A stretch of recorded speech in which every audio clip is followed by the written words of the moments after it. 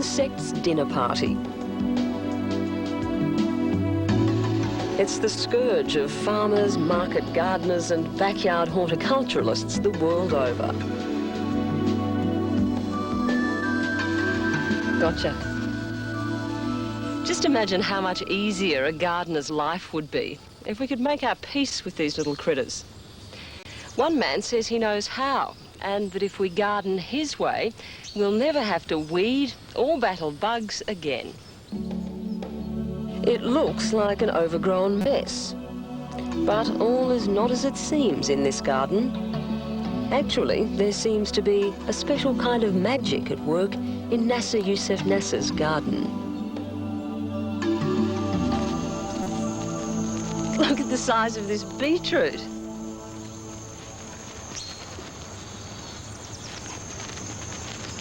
And the sweet young carrots. Just about everything in Nasser's garden is bigger, sweeter and more plentiful than usual. His secret? Well, it's really no secret at all. Just carefully cultivate the weeds and the vegetables will take care of themselves. The only problem is Nasser's gardening philosophy is so simple, nobody believes him. But if seeing really is believing, take a look at this. Then forget everything you've ever learned about gardening. Pack away the guidebooks, cancel that crash course in organic farming, and you won't need a chemistry degree in brewing natural pesticides either. Fantastic. And plenty more where this one came from. Hundreds of tons, in fact, grown amongst the weeds and wildflowers. Twice as many carrots per hectare. 3 times more beetroot than any other farm in the country. For about 40% less than farming them the usual way. And all grown without the help of fertilizers and pesticides. A decade ago, this 10-hectare farm looked like any other. But Nasser started looking for another way. He began to let native plants and grasses grow back.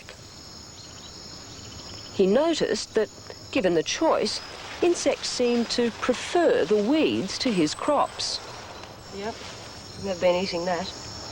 Yeah. And that single observation became the basis for a magic garden. Man cultivates the kind of food needed to feed himself, and he forgets that the insects, the other forms of life, need to eat. So we say that there isn't an insect plague, but an insect that's hungry. If we leave the native vegetation for them, well, they won't attack our plantations.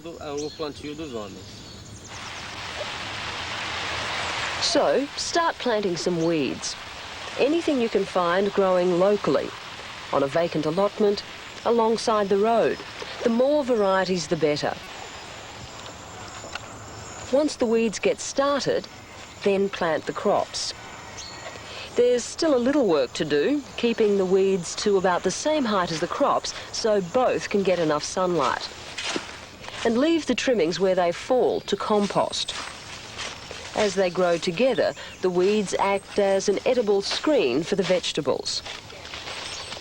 Brazil is the world's #1 producer of oranges. But if Nasser's trees look rather heavily laden, that's because they bear 6 times more fruit than the national average. They may not look like perfect oranges, but if you can get over that idea that the best ones are those with brightly coloured, unblemished skins, this is, without a word of exaggeration, the sweetest and juiciest orange I've ever tasted. I have one wish, that everyone in the world could have fresh food like this on their table.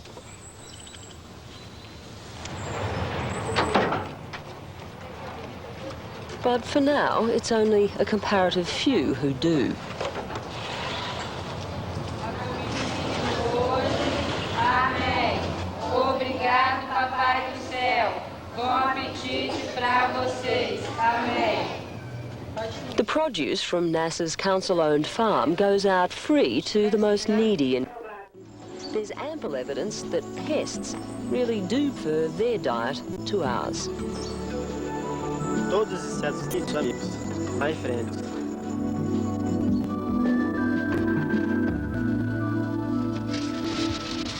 That's all for this edition of Beyond 2000.